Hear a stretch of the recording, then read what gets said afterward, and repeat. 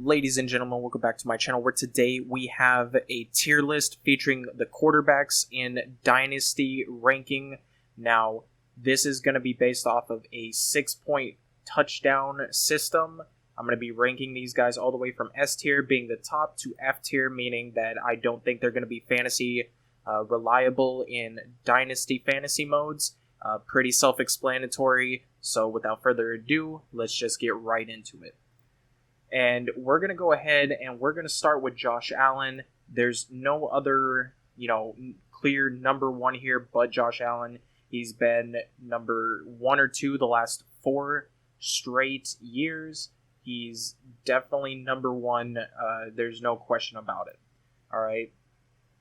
Next up, we have Caleb Williams. Now, this rookie, I know a lot of people are probably for future going to be having him somewhere in the A to S tier, seeing as he hasn't played a down yet, but given the fact that he's in a pretty decent system, I'm going to rank him a B. I think that's pretty fair for an unproven rookie quarterback. I think that Caleb Williams has a lot of potential here, and he has a lot of great pieces around him, but again, he's a rookie, he's unproven. No other reason to put him higher than that. Next up, we got Milton. I'm going to rank him a D. The reason being he's a backup, well, technically third string right now. The Patriots are pretty, god-awful, so he could step up and step in at any given point. But the surrounding cast on the Patriots offense is pretty poor. And Milton's too far down the depth chart. That being said, Drake May, C. I don't really get the hype over what Drake May is. I know he can run the ball a little bit. I know he has a monster arm, but he hasn't shown anything to me that says, he could be this great all-time quarterback. He's really going to have to show me anything, really, especially in that Patriots offense. When you don't have Bill Belichick, you don't really know what you're going to get from a Patriots quarterback, and I think that's kind of scary. So C for Drake May, I think that's, pretty reasonable, all things considered. Jordan Travis, F. He's behind Aaron Rodgers. He's coming off of, a pretty major injury. I know Aaron Rodgers is on the older side, but I don't think that the Jets believe in Jordan Travis too much. I think when Aaron Rodgers is ready to retire, I think that they're probably going to go with a different quarterback rather than Jordan Travis. I think he'll be a decent backup, but I don't see him being, that next guy. Jacoby Brissett, I'm going to have him here at D2. I believe that currently he is going to be sought out as the Patriots' number 1 quarterback currently, which, could prove to be a good decision to start him over Drake May, give him some opportunities, but you're not getting more than like a year or 2 out of him. If they have Drake May sit for a year or 2, he's going to step up. He's going to step into that role. So Jacoby Brissett should realistically be D, E tier. Joe Burrow, A tier. The Bengals offense only got better. I believe that he's got a lot more protection now. He still has some great pieces in Jamar Chase, Tyler Boyd. He's Joe Burrow. They added Zach Moss in the offseason. I think this offense, clicks a little more and gets things going. I think that he could very easily be a top 5 quarterback, but I think there are some question marks because of his, injury concerns from the past. So I'm not quite ready to put him in S tier. I think A tier is pretty reasonable. Derek Carr, I love Derek Carr. I'm a Fresno State fan. I've always believed in Derek Carr. He's always had, surprisingly decent fantasy seasons. He's an above average fantasy scorer, can put up like 18 to 20 points a week.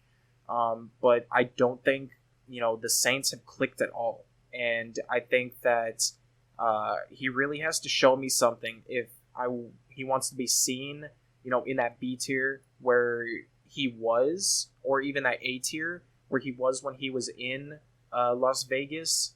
And he just needs to show me that. Up next, Kirk Cousins. For where he's at right now and the level of talent that he's around, the contract that he just signed, I'm going to put him in A tier. He has so much talent around him. Kyle Pitts, Drake London, Bijan. I think that he really has to screw up or get really, really injured in order not to succeed in the Falcons offense. I think that he can really bring some legitimacy to what the Falcons are all about. He's been a great fantasy quarterback over the last couple of years. And I don't see him slowing down now despite coming off of an injury.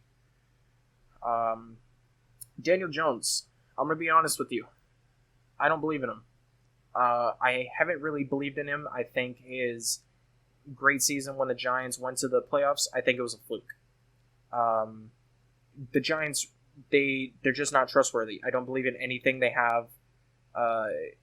As far as the offense is concerned, they lost Saquon. They did add Neighbors, but I think that, having a great receiver in a bad offense doesn't translate well to, the quarterback entirely, if that makes sense.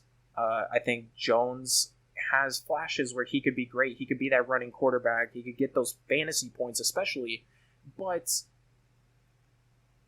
I don't think he can do it consistently. And I think that after this year, the Giants are going to be ready to move on from him. Honestly, I truly believe it. Jane Daniels, I'm going to put him in B tier. He's not quite up there with Caleb Williams, but I don't think he's as low as Drake May, to be honest. I think he's fairly good where he's at right now. In the situation he finds himself in Washington. I think he has the potential, especially with how he moves with his legs. I think he has the potential to be a great quarterback, at least fantasy-wise, in the NFL and put up some points. But again, he's not quite where Caleb is in the long run, but he's pretty close. Up next, we have the most questionable pick from the class of 2024, the draft. Part of me wants to put him here in C tier. Part of me wants to put him here in D tier. He did sign, he is going to be the backup behind Kirk Cousins. You don't know how long Kirk is going to be there. You don't know kind of what you're going to get out of Penix. Kirk could get hurt and Penix could step in and, never let go of the role. Or Penix could sit there for 4 or 5 years while Kirk is leading this offense and, he might never get the chance to play. You just don't really know, especially given the situation that he's in, despite the fact that he was picked at the 1-8. You just never know. I would expect that they would want to get him involved sooner rather than later, but given the fact that their starting quarterback just signed a major deal, I don't really know that. So I'm kind of at the top of D tier, C tier. I'm going to put him at D tier because I know Drake May at some point is going to start. I just don't know when, and I don't know what I'm going to see out of him, versus I don't really know if Penix is ever going to start. I don't know if he's ever going to get that opportunity. Spencer Rattler, definitely here. Put Daniel Jones up above here. Daniel Jones is definitely above these guys. Rattler, definitely above Milton. Definitely above Jacoby Brissett. I think him in New Orleans, he has a chance to dethrone Derek Carr. He has been sought out as, a next level generational talent at one point. He was potentially the first overall pick. at his height. And I think that he has some really great things about him as a quarterback, but he has a lot to work on. He is in a situation where the Saints and the Saint fans are kind of, questioning whether Derek Carr can lead this offense. And they might look to Rattler sooner rather than later, especially because Winston is no longer there, for him to step in and produce. So I think in the long run, there is a chance that Rattler could be that future fantasy football number one, but you just don't know. I'm going to put Fields here in B tier. Now, let me give you the reason why. I understand that he's technically speaking behind Wilson as the starter. However, I don't see Wilson lasting that long in the offense. Fields has the potential to be a top 5, top 10 fantasy quarterback. We've seen it. We've seen what he can do with his legs. We've seen what the types of plays he can make with his arm. He just needs, a good coach. And he's now sitting in Pittsburgh with Mike Tomlin. I think, if Wilson isn't working out the first 2 weeks, 3 weeks, I think they put Fields in, and I don't think he lets go of that role. I think he can definitely be that top 5, top 10, and he can definitely step in, and I think he will step in at some point to take over that fantasy football lead role and lead quarterback role. Michael Pratt, he's down here with Jordan Travis. He's above Jordan Travis, but he's down here. Michael Pratt going into Green Bay. Jordan Love is their guy. I don't see him ever stepping foot on the field unless Jordan Love has some crazy injury. That's just a fact. So that's why he's going to be seen in F. Jared Goff. I'm going to put him in A tier.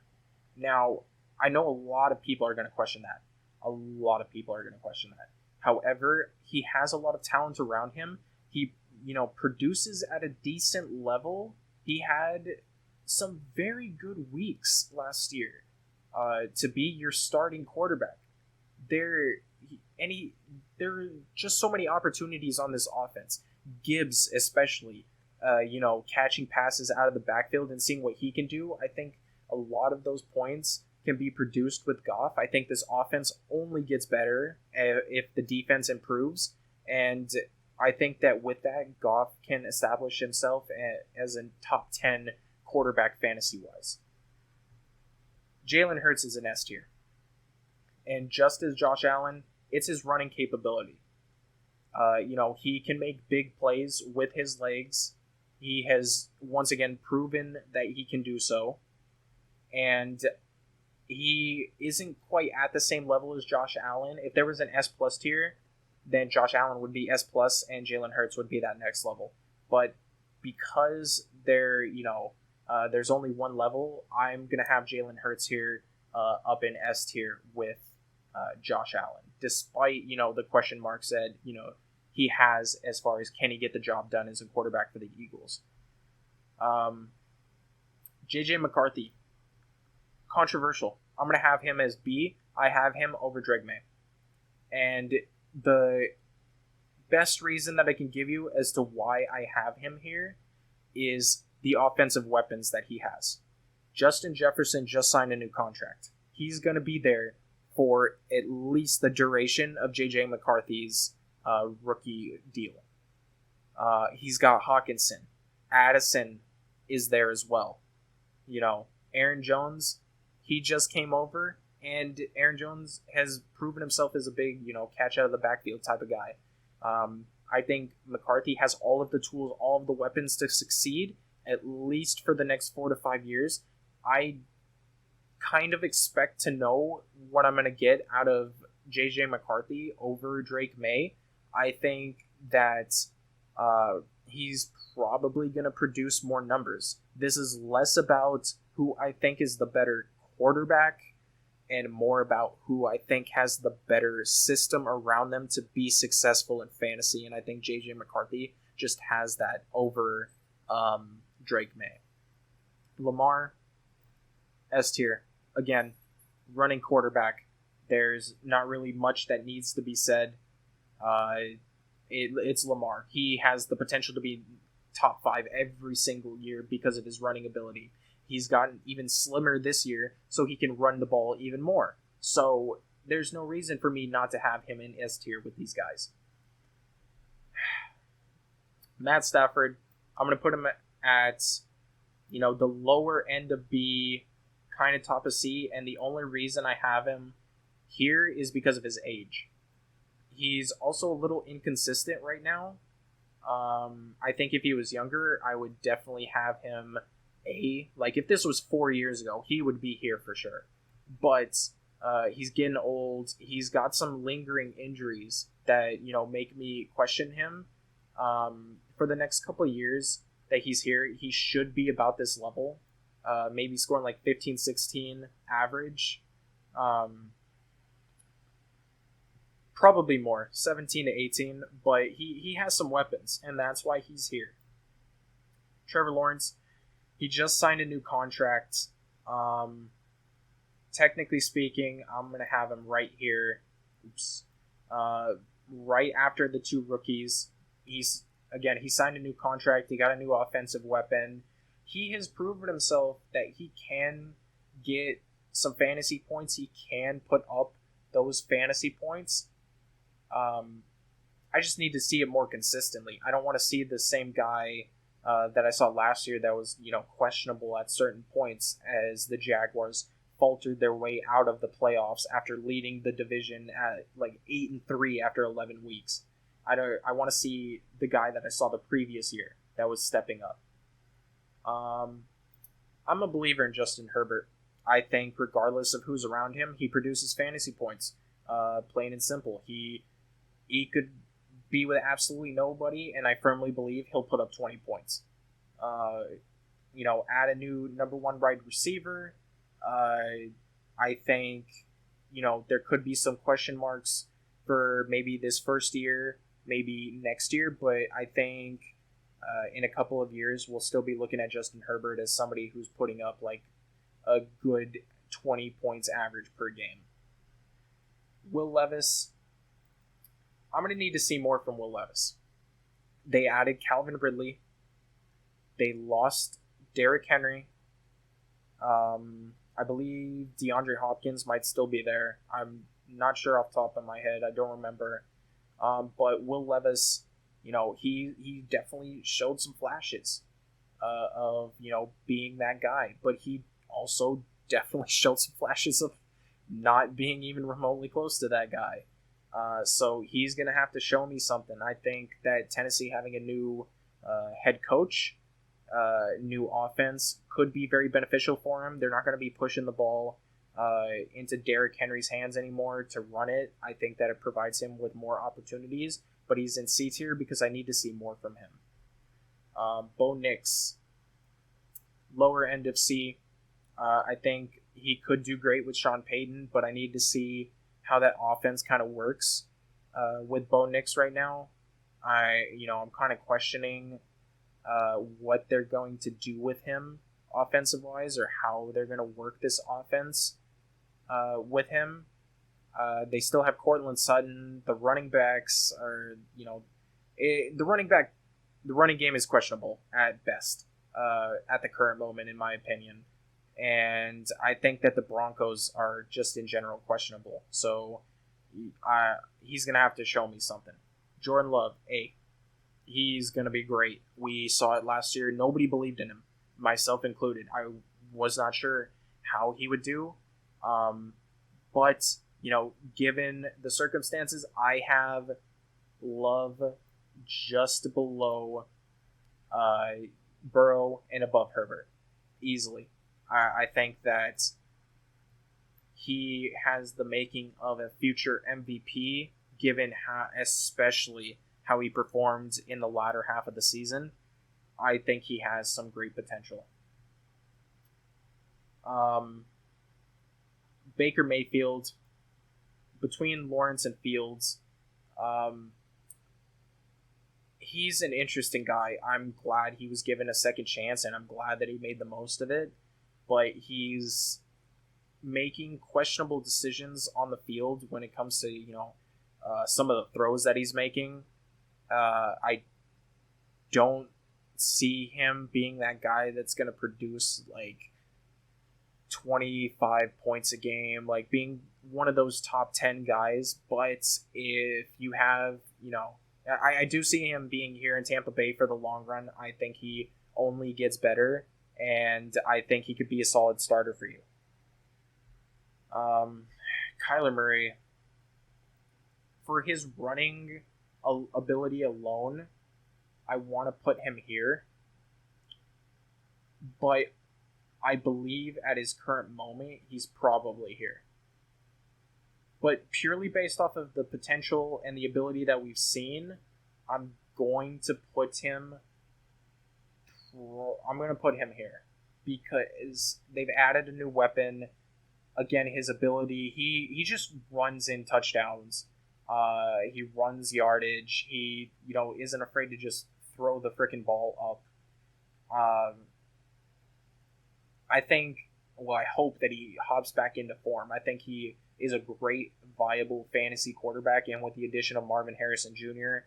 to the Cardinals, he can only realistically get better, especially now that he has a firmly established number one receiver. Mahomes, S tier. This is a guy that can throw 50 touchdowns in a season.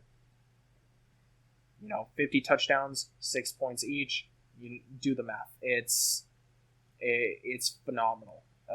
The level that Mahomes is at. I wasn't quite a believer for a long time in Mahomes, despite the fact that he was putting up numbers. I was like, how long could he do this? But he is definitely proving me and a lot of other people wrong. And really pissing us off because he's, so great, especially fantasy-wise. Gardner Minshew, D tier. I don't see him being the long-term option for the Raiders. I don't even know if he's going to start over Aiden O'Connell. And for that reason, I'm actually going to put them both into D tier. I just don't see either of them being the real long-term option here. Going to keep it as simple as that. This one I know is going to be controversial. Yeah, we're going to go ahead and we're gonna put Brock Purdy in A tier. Weapons. Weapons is the main thing that I have to say when it comes to Brock Purdy and the San Francisco offense. He's got weapons. He, even if it's just a dish pass to Christian McCaffrey, a screen pass to Debo, yards after catch. It doesn't matter if the tight ends, the receivers, the running backs are doing all the work after the fact. The point is, he threw the ball, he got it there, he gets points for it. I think for that reason alone, he is an A tier level fantasy player. I think he could really average 17 to 18 points per game minimum. I think that's his floor. I don't think that's his ceiling. I think his ceiling could be 22 to 23 points, honestly. And for that reason, I have him in A tier. Tua, purely because of who he has in the offense with Tyreek, Achane, Mostert,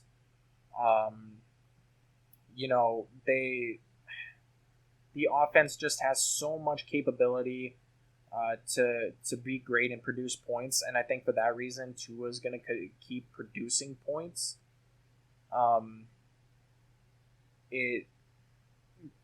That's really all that needs to be said. Bryce Young, I'm sorry.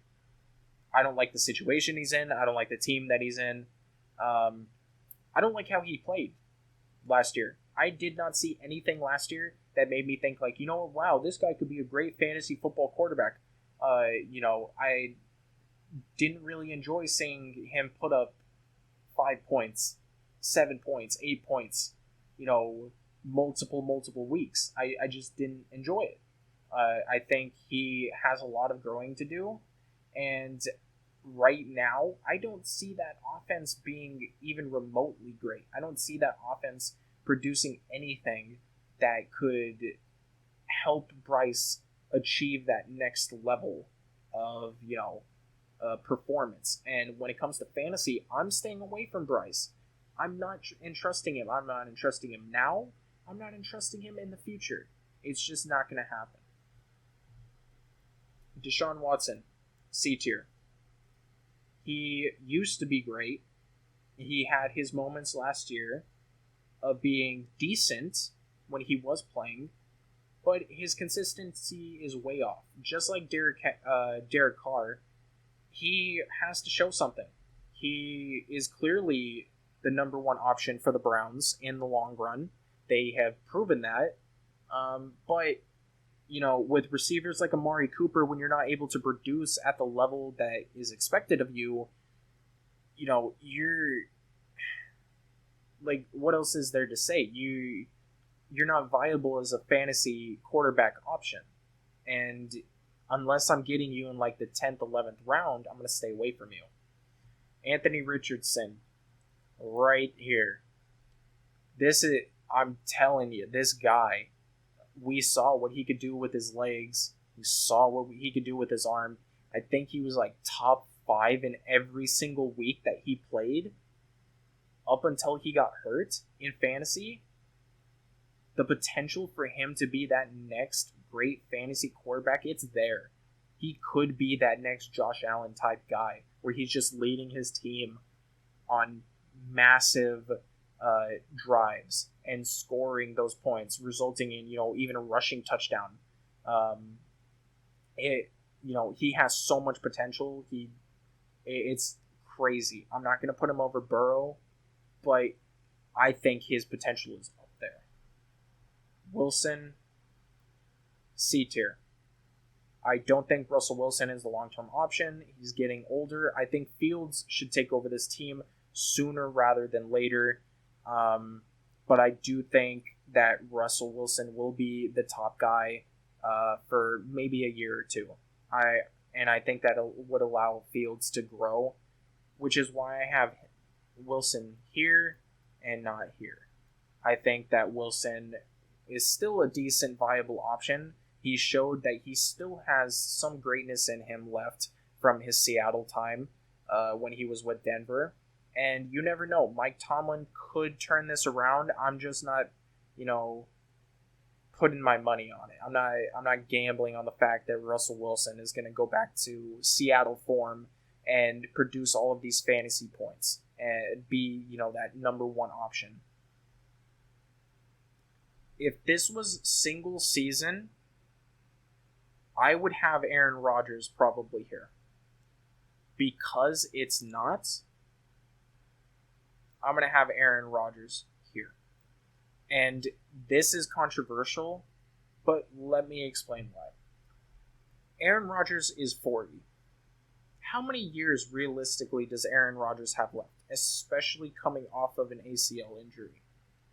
I would bet 2-3 years max. He's going to produce for those 2 to 3 years. He's too great of a quarterback not to. But after that, there's, you're going to need another quarterback. You're going to need another option. And I'm not gambling my quarterback pick, my top quarterback pick, on getting a 40-year-old Aaron Rodgers for 3 years. I'm just not doing it. Because when that 3 years is up, I might be out of luck. Geno Smith, B tier. Again, great glimpses of top tier quarterback play for fantasy. But he is getting older, and it doesn't seem like the Seahawks are like too locked in on him long term. It seems like they're kind of just taking everything day by day right now and seeing how he's going to perform and adjusting accordingly. The Seahawks could at any point make a change, and I wouldn't be surprised if they choose to sit Geno at some point. All right, our final two, CJ Stroud, S tier. That offense has gotten so much better. They added Diggs. Collins just signed a massive contract. Tank Dell is coming back. I think that Stroud has all of the weapons to be successful, especially after his rookie campaign. And I know what you're telling me. You have, Burrow sitting in A tier. Stroud is sitting in S tier. Aren't you counting your chickens a little too early? Yeah, absolutely I am. But, I have never in my life, I have always spoke so negatively of Ohio State quarterbacks. Stroud's rookie season, both in real life and fantasy wise, has proven me wrong. I think that he can be the next great fantasy quarterback. I think this year he is top 7 minimum when it comes to fantasy. I think he's too talented not to be. I think he's too talented with the weapons around him. I think will make him even better, and I think he produces at that level. Dak Prescott.